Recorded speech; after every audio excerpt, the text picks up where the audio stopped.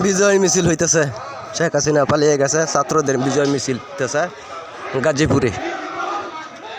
গাজীপুর দেখতেছেন আপনারা, গাজীপুর বিশাল এক মিছিল বের হয়েছে, জয়ের ধ্বনির মিছিল। শেখ হাসিনা পদত্যাগ করে পালিয়েছে, এই মুহূর্তে তারা